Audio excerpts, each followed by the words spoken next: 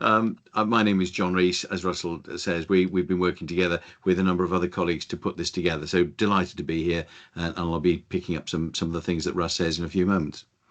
Thanks, John. So yes, as I mentioned, you're here this afternoon to hear about the National Quality Mark for SMSC and British Values. We are really excited to be sharing this with so many colleagues.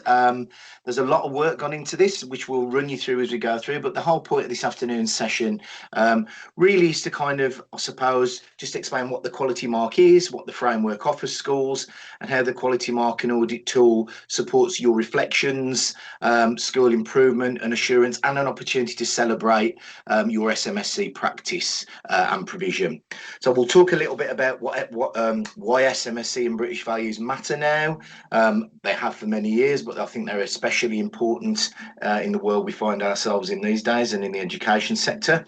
And really think about how SMSC and British Values sit at the heart of school culture, safeguarding and whole school improvement.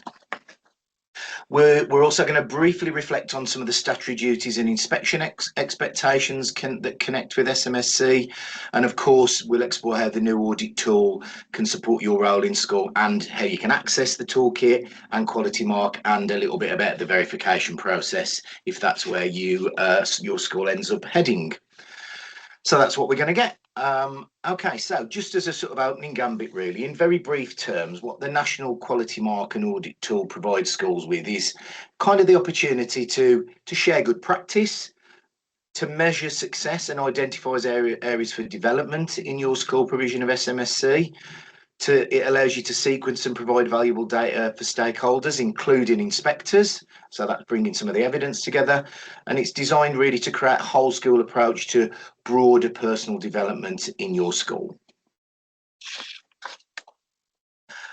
So at its heart, the National Quality Mark and Audit Tool is about promoting and developing SMSC provision in schools. It's primarily designed for schools in England, but could also be used by international schools and any other schools that follow the English school framework and curriculum. Now, we know as a team that have put this together based on evidence and our experience that a robust and high quality whole school approach to SMSC brings a lot of benefits to schools, to staff, and to obviously to pupils themselves. So it's a really important vehicle for school improvement in the very widest sense of the word. So the audit tool and quality mark have been designed to be comprehensive, but also quite user-friendly, hopefully, to ensure that it promotes kind of consistency across classrooms and phases, that it brings a shared professional language to the work we're doing in SMSC. It gives some inspection-ready assurance. That's a big part of our thinking behind the quality mark, obviously, is bringing that evidence together for you, and that it builds that confidence for staff and leaders around SMSC. Just a little bit about us as a team, if I may. So both the audit tool and the quality mark have been developed on a totally voluntary basis by a very experienced team of expert and specialist practitioners who've got a very broad range of experience in the field. So that experience includes school leadership, teaching in a range of mainstream and different phases of schools, subject leadership. We've got PSHE and RSHE consultants, people who've got experience in consulting and working with schools and SMSC, obviously, and wider personal development advisory roles. We have local authority management and advisory experience, curriculum development, and colleagues who've got experience of school governance. So we're really confident that the work we've done to put this together is not only coming from an expert point of view, but also from a really strong evidence base as well. So in terms of the management team at the National Quality Mark, I think we're all here this afternoon. So you've got myself, Russell, my colleague Roy, John, and our other colleague David. So we're all former verifiers for the now old and, dare I say, defunct Young Citizens SMSC Quality Mark. And one of our management team, that's John, he was instrumental in the design and development of the original Quality Mark back in 2017. And our wider team, including our verifiers and support team, have all got extensive experience in working with schools around SMSC provision and the verification process. So just to reassure colleagues, if you are considering using the audit tool and the quality mark, that does come to you from a very strong and very well-resourced background. I'll just hand over to John, if that's okay, John. I think John's just going to quickly share his screen so he can move his slides along himself. Thanks, Russ. It's going to be a bit start as I seamlessly That's okay. Move Beautiful. my way through this. There we go. Let's just take a brief kind of historical perspective. I know many people will know that spiritual, moral, social, cultural stuff was first introduced in the 1944 Education Act. But interestingly, I think in 2014, so more than a decade now, the Royal Society of Arts published this Schools with Soul. And as you can see, it was saying that SMSC development really needs to be at the heart of the curriculum. So I think it's important we work our way through this. I think there is a kind of logical imperative, I would say, that if we can promote SMSC development, it contributes to the whole school community, but it also develops these sorts of things, which you can see on the screen now. And as part of the physical and emotional safety, it also contributes to staff well-being.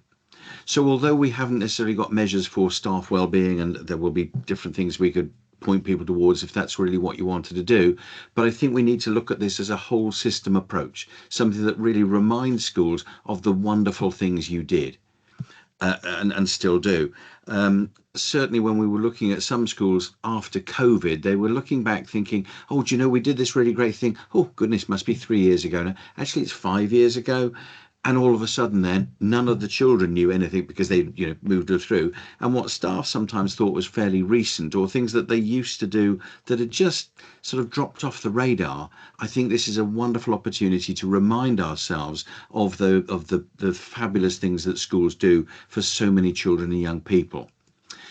We know that culture and relationships, and I'm sure you've seen some of those memes about that culture is felt in the corridors and halls, not just written on the walls. It's that ethos, isn't it? That the values-based stuff is lived, not laminated. That's another meme I picked up from somewhere. But this whole sort of inclusive thing underpins so many gorgeous things, and perhaps the reason that many of us came into education in the first place. And all of these things, although they look worthy, I think for me the central part is relationships. I do some work with a group of psychologists in Gloucestershire, and Tony France, one of their lead team, talks about children's capacity for learning directly correlates to their capacity for relationships. And if we think about the teachers who motivated or inspired us, the people we liked and we wanted to work for, it was probably down to some sort of relationship we had with them.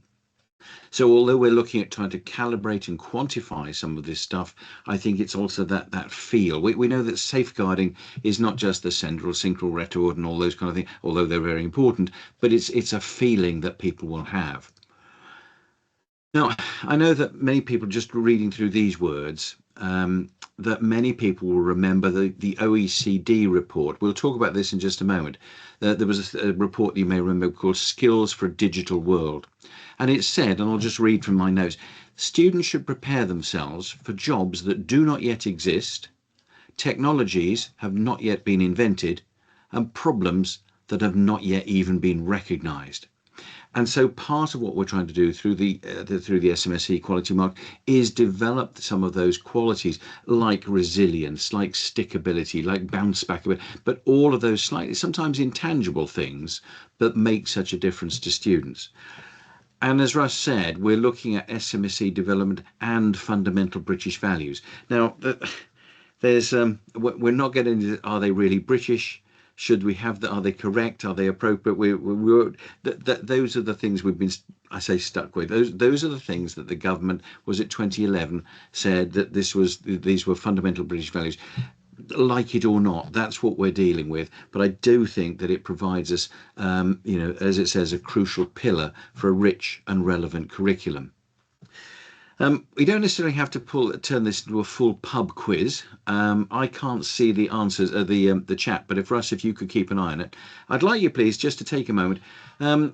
Children starting school this year, when are they likely to leave full-time education? When are they likely to join the labour market? I'm really sorry. We've got some building work going on at home. I hope you can't hear the sawing and drilling and banging that's going on. I'll just continue to shout over it. Russ, if it gets too bad, just please let me know. I can't see the chat. Let me do the dreadful teacher thing of ask you a question and give you the answer. It's something like 2042. It's a bit of a trick. It's 5 or 6 years old. and do they stay on at university? But I think that is quite mind-bending. When are they likely to retire? I did this with a group of teachers, and one person said never, because the further you get, or closer you get to it, the further they drag it away. But it'll be something like the 2080s. And we think that most of them are probably likely to live into the 22nd century. We have no idea what that looks like, except that we know that children will have to deal with problems that we already know about, like the end of oil, like climate change, like the rise of artificial intelligence. We'll still be arguing about Brexit, no doubt, but they'll also have to deal with problems that we don't even yet realise are problems. And so what we're trying to do here is not just future-proof things, but think about some of the values and principles that underpin some of the things we know children are going to have to face and to develop around empathy. They're going to have to develop self-reliance and resilience and a preparedness to change direction. So part of this is trying to calibrate or quantify some of that, and part of it is enabling you to remember all those gorgeous things that you came into teaching to do, whether that was, I don't know, baking cakes for old people, or the singing carols, or all those lovely things, in addition to a rich and well-resourced curriculum. I'm not going to read these to you because you know these are some of the things that you would expect to do. These are part of the statutory expectations, aren't they?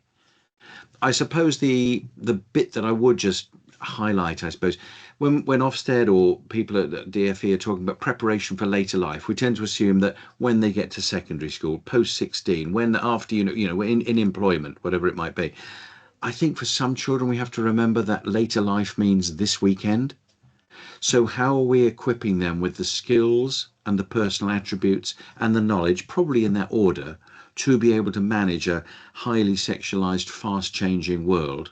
And a lot of that will come through our PSHE, our SHE curriculum, and a lot of it will be part of the whole school package that children are getting to enable to keep themselves safe. Again, you'll be familiar with this one, I'm sure, this document from a decade ago. The importance of democracy and pupil voice. Those of you who are involved now with the relationships and sex education will know that as from September, there's an increased emphasis on talking to children, understanding their needs, and then adapting the curriculum accordingly. We know that our British values around the rule of law and fairness and I'm never very sure about tolerance, and put up with it, I suppose. But that is our British value, one of our British values, and individual liberty, and mutual tolerance and respect. And if you're ever stuck for an acronym to remember those, or for children to remember those, please just think of Dr. Tim. I'll leave you to sit in awe and wonder at the marvel. But if that's an easy way for children or staff to remember those things, but actually crucial to all of this, that the British values, for good or ill, have to be embedded through SMSC, through our spiritual, moral, social and cultural stuff. Russ, I'm sorry, I clicked on that. Back to you. Okay, that's me. Yeah, back to me. I'll just switch back over to my slides if that's okay. Hopefully you can see those. So yeah, thanks for that, John. So just thinking a little bit more broadly about, and specifically rather, about inspections and those related expectations for schools. We're obviously mindful that the quality mark should provide quite a valuable source of evidence to support positive inspection outcomes. So if we just consider the updated Ofsted Education Inspection Framework, there is quite a strong focus on the new evaluation areas that include, particularly probably relevant to SMSC, to inclusion, to behaviour and attendance, to leadership and governance, and of course, personal development and wellbeing. So whilst SMSC is very much seen by Ofsted as a cross-cutting thing, I never know how to describe it. It's not a tangible thing, is it? It's just this ethos, a value, whatever word you want to use. Personal development and wellbeing is generally where SMSC probably more finds its natural home. We also know that in the new renewed inspection framework, the Ofsted's focus, as John alluded to before, is based more on lived experience and the context of your school. Again, SMSC and your approach to that is a wonderful vehicle to demonstrate that, regardless of who that's to. Let's not pretend Ofsted are the most important people in the education sector, because our students are, but obviously SMSC provides that richness to be able to show your local context what your approach to individual things is, whatever that might be. Personal development, behaviour, culture are of course all intertwined, and an effective whole school SMSC provision has a really big impact on all of those things. Inspectors will be looking at how school leadership impacts on the daily routines and relationships in schools, not just on personal development within the confines of a curriculum offer. So to this end, again, effective SMSC is able to provide really valuable evidence across multiple inspection areas, not just those that I've listed actually. So Ofsted are going to require evidence, which we hope the National Quality Mark and Audit Tool will be able to support you with, that provides that sort of lived experience, not just paperwork. So during inspections, I'm sure you may be aware of the new inspection approach. Ofsted will be testing and exploring that by sort of triangulation, if you like. So what pupils say, what staff do, what leaders know. They'll be carrying out learning walks now. We've gone to the days of the deep dive, although aroused by any other name perhaps. So there'll be conversations and a real look at those established routines that matter the most in schools. So what they will want is evidence that is typical, not exceptional. So a small number of strong examples is preferred in the new inspection regime. Again, something that we feel the National Quality Mark can provide for you. I'm sure you're aware that the Curriculum and Assessment Review findings were published late last year. So just thinking about the findings from the Curriculum Review, we obviously know that one of the review's key recommendations is to strengthen citizenship education across the national curriculum from 2028. So citizenship will become statutory in primary schools, although many schools will have covered elements of that via their PSH. Of course, if you, for example, follow the PSH Association's programme of study, their unit, if you like, of living in the wider world contains a lot of what you would expect to find in citizenship. However, it also, the updated assessment review is asking schools to learn the foundations of democracy in greater detail, the law, their rights, media literacy, and much more at an earlier age. In secondary schools where citizenship is statutory, the role of citizenship will be reinforced with a much clearer sequence content through to GCSE. So thinking about on the whole, whilst many schools, regardless of phase, will already provide good quality citizenship related offers, either via their curriculum or perhaps more broadly across school, it's quite clear from the Curriculum and Assessment Review's findings that this is going to be a really crucial focus for development in schools from 2028 and for those preceding terms that lead up to the revised programme of study for all subjects in the national curriculum. So again, this is something I think quite timely for us. We've talked about this as a management team, that we feel an updated, revised quality mark, and that also for SMSC, but also focuses on British values with the revised audit tool, that will be really helpful for schools in preparing for particularly statutory citizenship at primary phase and that increased offer at secondary. Now, I'm not a big fan of the word golden thread, but it does, of the term golden thread, but it does work really well with SMSC. Because when we talk about SMSC, we're not just talking about something that sits to the side of school life. SMSC is not an add-on or a lesson once a week, but it is that golden thread that connects who we are in school, what we value, and how we help the children that we teach grow. So really, it runs through every decision that we make, every interaction that we have, and every learning experience that we create. I appreciate this is sounding like a sermon, but it is really important to get across how important SMSC is to school, because it isn't like a tangible subject, is it? So thinking about curriculum then, it should run right through our curriculum design and sequencing. So when we plan what pupils learn and the order they learn it, we should be deliberately building opportunities for reflection, debate, empathy, and understanding of the wider world. Because SMSC is what, I guess, transforms curriculum content from just isolated knowledge into something really meaningful that helps pupils connect facts to values, to perspectives, and those real world issues. So a well sequenced curriculum isn't just academically logical, it's morally, socially, and culturally purposeful as well. And it builds competence as well as character, doesn't it?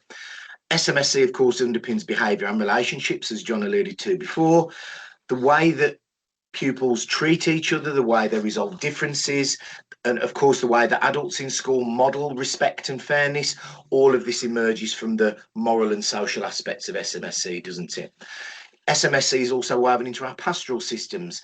Pastoral care is fundamentally about human, I guess, growth, dignity, well-being, all of which connect directly to the spiritual and moral elements of SMSC. So through mentoring, through restorative practice in schools, through safeguarding even and emotional support, we help pupils to start to understand themselves and empathise with others, to navigate those challenges that they might face with integrity. So pastoral systems that are grounded in an SMSC approach don't just solve the problems they're presented with, they help shape that sense of identity and belonging in school as well.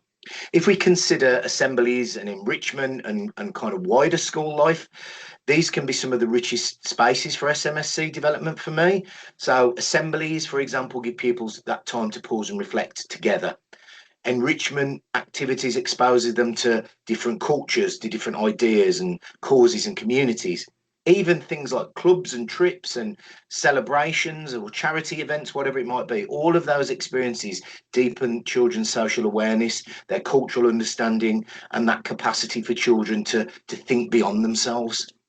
And then finally, if we think about leadership and modelling, well, SMSC depends on leadership modelling. So leaders, to go back to the golden thread analogy, they're the thread pullers, the people who kind of weave SMSC through the school culture intentionally and consistently.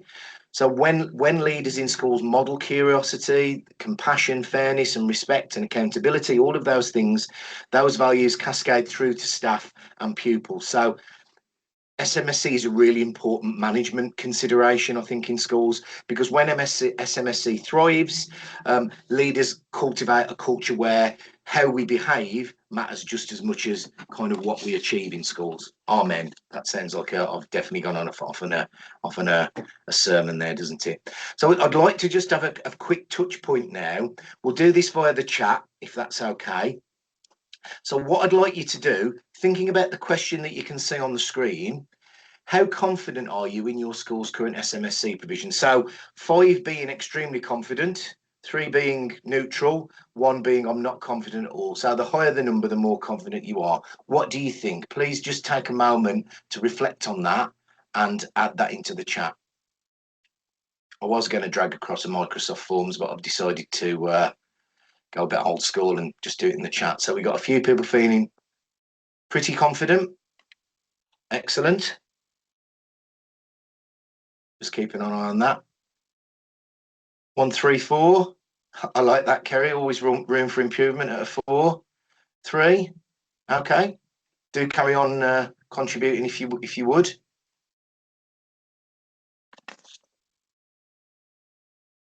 So based on what we've seen so far, we've got a few people saying, 4 and 5s, a couple of 3s. So there's the thing with SMSC, it's a very fluid world, isn't it? As John has reflected earlier in the presentation, it's something that allows us to respond, but also prepare children. So it's reactive and proactive.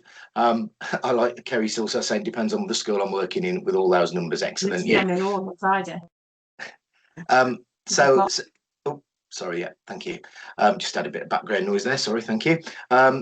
So it's a good opportunity to kind of reflect on where you're at now. Now, I would confidently say that wherever you're sitting on that scale, that the SMSC audit tool and even moving into the quality mark where you can kind of celebrate and verify your practice would be very useful to you. I mean, I would say that because I'm a little biased, but I think it's a really workable tool, even just to capture those areas of strength and celebrate those, which is kind of one of the fundamental reasons for creating a national quality mark, to celebrate those successes. Because, in education, we don't always take the time to do that. And it's certainly not just about an award. The audit tool is very much about a process of development to get you there and identify any gaps that you can therefore address.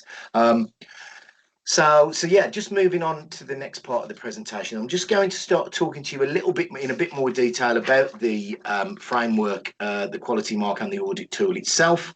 And then John will run you through in a little bit more detail each of the standards before I take over, and then we'll have some time for questions at the end. We're doing great for time, so that's okay. I'll come back. There's a couple of questions in the chat. I will come back to that. Yes, absolutely. We've got contact details at the end if somebody wants to reach out to us, or you can ask some questions at the end. So just thinking about the quality mark now specifically, if we've had a bit of a think about why SMSC is so important, we strongly believe that there is a real need for a national standard and verification model for SMSC and British values in order to support and evidence the work that schools do around SMSC, which is, as I said, what the quality mark and audit tool is fundamentally about and what it provides. So the quality mark and self-verification audit tool, I should emphasise that it is a self-verification tool.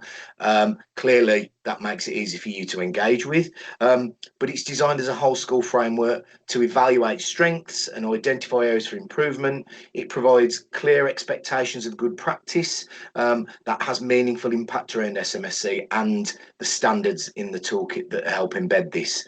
The audit tool itself also provides suggested evidence that is designed to be supportive and not punitive, just for the sake of a load of paperwork.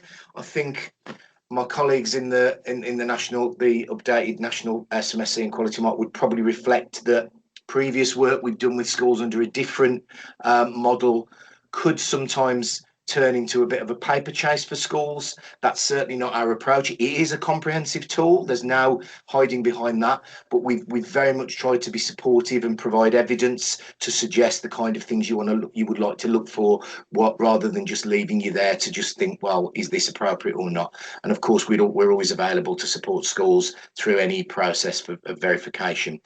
So once schools have completed their self-verification audit, that will indicate at what level your school's overall SMSC provision is operating effectively. So schools can then choose to proceed in different ways. You can either choose to just continue to develop your practice by using the information provided from the audit tool to address any gaps or needs, which will obviously then support strategic planning and your wider school improvement.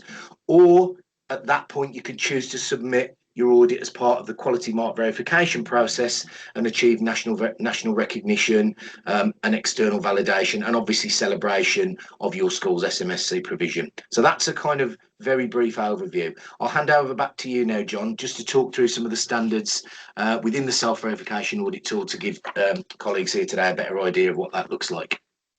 Thanks, Russ. So as you suggest, we'll drill down a little bit into some more detail about how the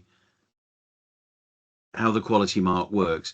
As you say, it's a self-review tool, so really important. I noticed in the chat that somebody else is using the grid maker stuff, and that's really good. That I think can really help identify some of the curriculum areas and how and where they're contributing. I suppose inevitably we look at some aspects of SMSC and people will immediately drop it into the bucket, which is RSHE or PSHE, citizenship, and possibly religious education. But we also know that should be happening, good SMSC happens in the co-curriculum, in the non-curriculum time, but also it should happen in maths and English and science. If I get 2 out of 10, or 20 out of 20, how you treat me, how I feel about it, whether I'm able to ask questions, that's part of the culture and ethos of the school. So there are 8, when you come to look in detail at the audit tool, there are 8 sections. And you can see here they're safeguarding induction. I hope these titles are going to speak for themselves, really. But the idea is that we would ask you to look at some of the content that you have, look at what you're pleased with, what's going well, and identify areas that you've got good evidence to show how you're contributing to this kind of thing. When we look at it in a little bit more detail, there are 4 categories. And we'll see in a few moments, we'll look at a statement and see which of these best reflects. It's a best fit approach. And we'll go from emerging, I don't want to call it rubbish to brilliant, because that's not very helpful, but looking at, even if you're looking at that box thinking, well, that's not us, at least we're a bit further on than that. We've got evolving, which, kind of speaks for itself, I hope, established. And if you feel the stuff that you're doing is exemplary, don't be afraid to say so. There are some wonderful schools doing amazing stuff, and we should be recognized and celebrating those things. So let's have a look at how those 4 statements go for one of the strands. Here we've got an example, as you can see, resources and the curriculum. So just glancing through which of those 4 statements, and you're not going to have to put this in the chat, which of those 4 statements best describes your school? Are they not currently selected? Purposefully selected? Are they thought? Now, I don't want to, as I say, dance on a pinhead. What's the difference between purposefully selective and thoughtfully selective? It's a best fit description, how you regard the provision that you have. And if you think it's exemplary, then that's wonderful. Let's put that there. I think also we've sort of alluded to the previous work that the Young Citizens, I think it was the Young Citizens charity did originally, and I was enormously proud to be part of the team that set that up. They're taking the charity in a different direction now. They still do some excellent work. We hope to be able to continue to support them through that. When they said we're kind of letting this area go, the small group of us felt it was really important to step in and to continue to offer this to schools. So this updated and revised guidance, I think, is probably easier to look at, is easier to complete. It is still very detailed, it's pretty rigorous, but we hope it'll be more accessible to people, busy teachers doing 10,000 other jobs. So that's the top line, if you like, of which of those four categories. And then for each of these lines, each of these standards, we've got some suggested places you might like to look. And then in the box, we'd ask you just to make some notes of some supporting evidence. You don't have to, those of you who've perhaps been involved with healthy schools, I remember going in and seeing sort of 14 ring binders of stuff, and you've got 3 hours to look for it. I'm not sure how useful that is to schools. I think what we're looking for here is just a note that says, so where and how, what evidence do you have that you are established or evolving or even exemplary? What evidence do you have that you could fill in that box just to say we've got this, this, this, and this? And if the if the verifier wanted to talk to you more about it, then they could. We'll talk a little bit more about the verification process in a minute, but I think it's really important to remind ourselves, if you want this triangulated, if you want the external verification, it is not an inspection. But as Russ said, I think it does form really powerful evidence for anybody coming in to look at the school to say, these are the things we're really proud of. This is what we are doing around this whole area of SMSC and British values.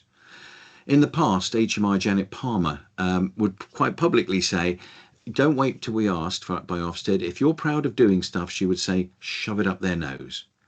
Now, how far you take that advice is entirely up to you. But I think if you've gone through this process and you've got a wealth of, detailed reflections on where and how you're meeting these expectations set against a kind of national benchmark, then that's something you should be proud of. And oftentimes, certainly in the past, officers say, okay, that's great. We can see that's really good, but we're not doing this because of inspection. I think the really important thing is that we're doing this because it celebrates and recognises and pulls together the fabulous things that you do for children and young people and also your staff. So here's a list, if you like, from the first standard, safeguarding and induction.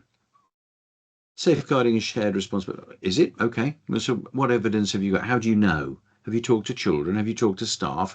And it's not just about coming back to some tick list. Staff understand the reporting routines if you're confident. Do they? Have you got an example of that? It might just be this is a scenario, this is a case study of where somebody felt confident to be able to address those things. Now, I'm not going to read all of these words to you. You can look back on this I nearly said in your spare time, and that's not a fair thing to say to teachers. But if you're serious about looking at the quality mark, please do have a look at these examples, if you like. The second strand, leadership and governance. And Russ has talked already about the importance of modelling and how we speak to children. I do quite a lot of work with trainee teachers, and last year I went to a school. I said, I'll see you in the staff room. I stepped out, and a guy in a high-vis jacket about 30 yards down the corridor shouted, what are you doing in a class? And it's the student up there, another 50. Is that really how you talk to kids? Is that supporting their spiritual, moral, social? Is that supporting their British values, or are we just yelling at kids? I hope that was a one-off. But you can see some of the stuff here, and it's about a feel. It's not. It is about collecting evidence, but it can be anecdotes, it can be policies, it can be whatever you want it to be, to show this is how we are secure in terms of our leadership and governance, and it'll drop into one of those four categories that we talked about. We can see here the third standard is all about attendance. We know that's absolutely crucial, partly as a safeguarding process, but also if children are going to succeed, they need to be in school. And what are some of the things we're doing about that to encourage them and enable them to be in school for, as often as they possibly can. We've got a behaviour and pastoral systems. You can see some of the stuff there. I'm not going to read those to you. Except things like dignity, respect. So we talk about inclusion and diversity, absolutely crucial. Is staff dignity maintained? How do we support that? How does that look for children? And it might be different. That maintaining the dignity of a child in year 1 will be different than maintaining the dignity of a child in year 6. But that common thread and so forth into secondary school is absolutely crucial. Russ, I'm sorry I've overstepped. Me again now, that's okay, no problem. Seamlessly, we'll Excellent. hand back. There you go, beautiful. Sorry, I'll move down to number 5. I'll just pick up now and run through in a similar fashion. I'm not going to read everything out that's on the screen. We would urge you, as my colleague Roy from the management team has posted, we'll signpost this at the end, you are able to download 2 of the sections to take a look at the audit tool for free. And then obviously if you want to, you can download the full one at a very low cost, I have to add, but we'll come to that at the end. So standard 5 then looks at inclusion. So this standard is all about how schools approach and create that inclusive culture.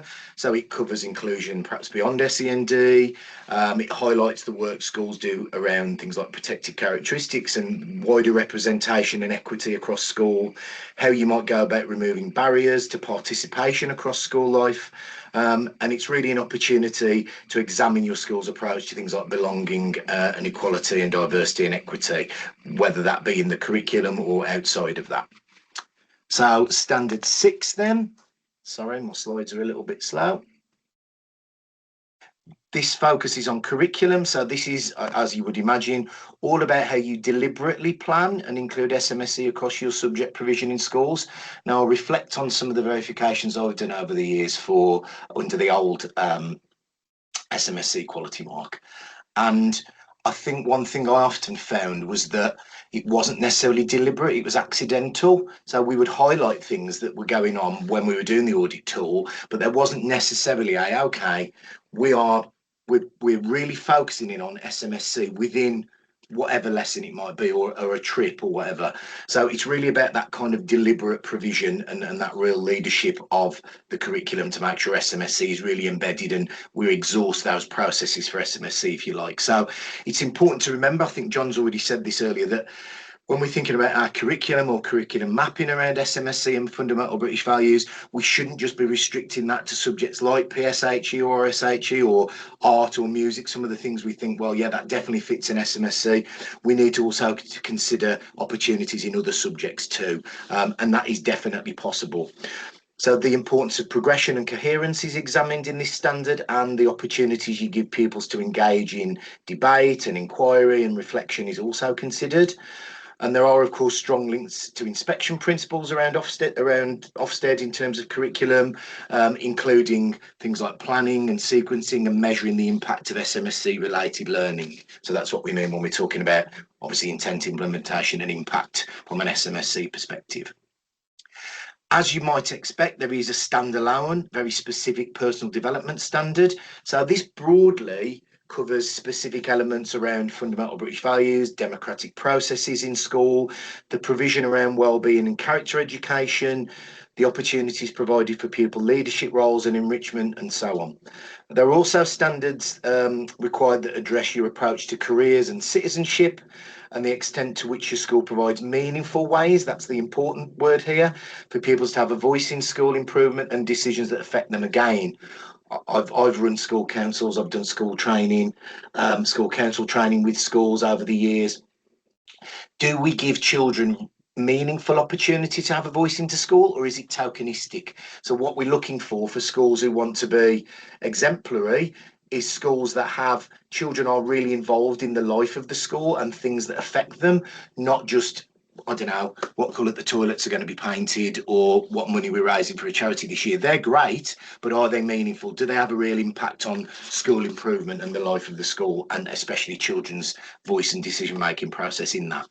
And then the last standard, which you would work through the criteria as it were to, that focuses on teaching and learning across school from an SMSC based perspective, obviously. So this includes criteria around how you audit and track your SMSC input, teaching as modelling values, the quality of classroom dialogue and questioning, what your consistency towards SMSC is like across classrooms, things to do with staff training and CPD around SMSC practice, and your approaches to embedding the development of things like critical thinking in students equally. We also, in this section, consider staff wellbeing. Trying to fit that into some of the standards was tricky, but we know it's really important in terms of the impact it has on the quality of teaching and provision across school. So you will find some content in there about that as well. And then I'm going to hand back over to John. Now, John's just going to take us through the verification process in a bit more detail, and then we will signpost you to some documents. And yes, we will talk about things like cost and things like that as well. I'll back over to you, John, please. Thanks, Russ. I think that should be working.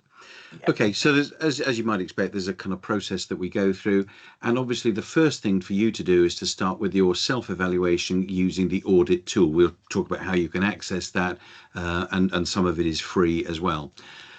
Once you've been through collecting your that next strand, I suppose, is about collecting the evidence. And on the one hand, I think it's tempting, for one person to lead on this, but I think this is more than a one-person job. When we were talking about, as Russ was saying, about collecting evidence throughout the curriculum, for departments or phases to spend perhaps only 15, 20 minutes, half an hour at the most at a curriculum meeting, just to say, so we've got this audit tool, how does what we do in our subject and how we treat the kids and how we talk to them and how we engage them and all of that lovely stuff, how does that contribute to the standard, to those strands? And although some departments might be doing more than others, we're looking at a whole school review. If you then want to get into into the verification process, which we have to charge for because we've got costs to cover, we would then put you in touch with a verifier who can then spend some time talking to you.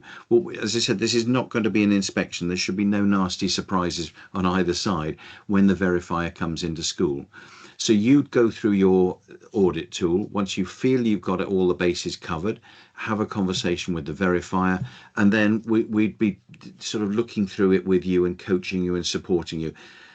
Thinking back to the previous system, I know there were a couple of schools who put themselves as silver in the previous iteration.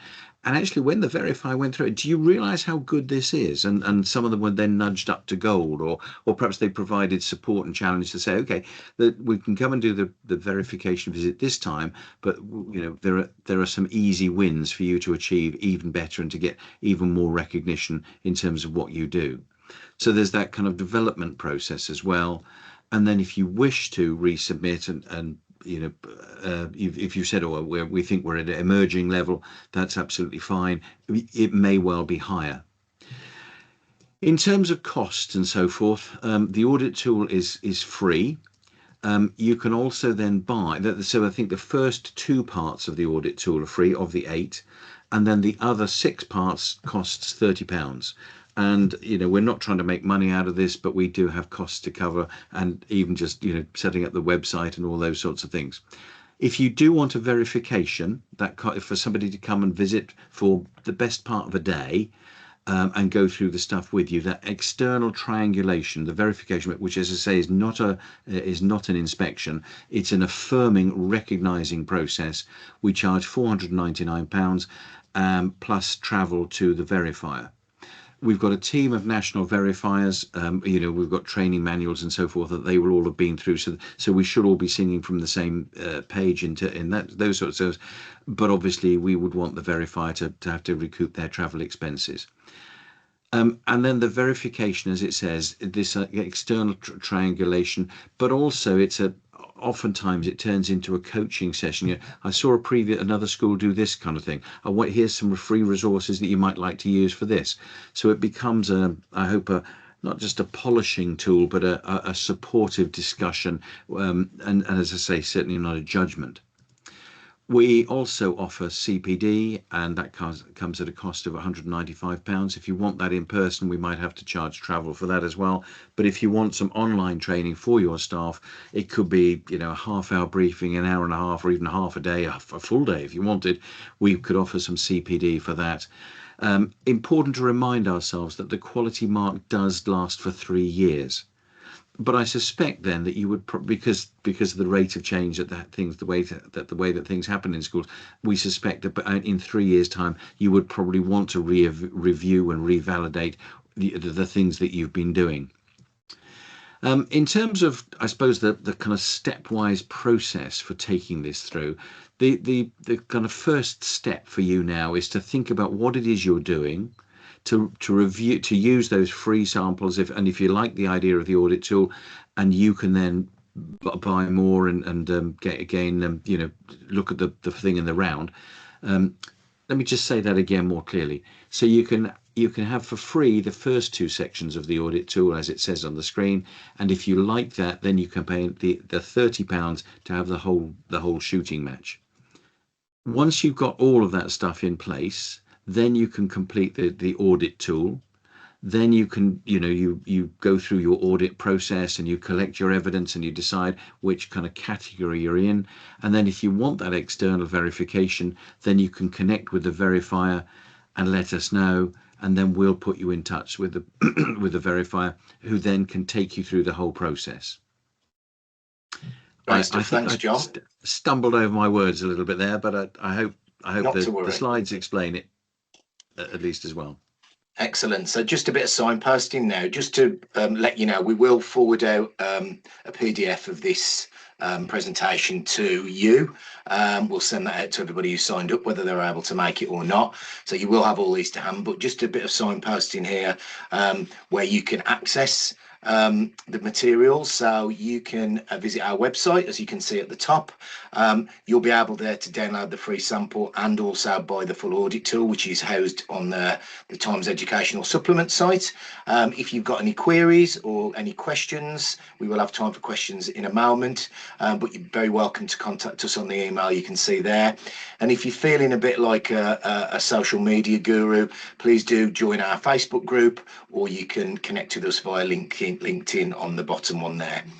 We do, and my colleague Roy from the management team has also, throughout the chat, posted a range of links to different things that exist on the website and to our socials as well. And you can see he's just put in the Quality Mark website as well. So this brings us to the question mark, which means has anybody got any questions?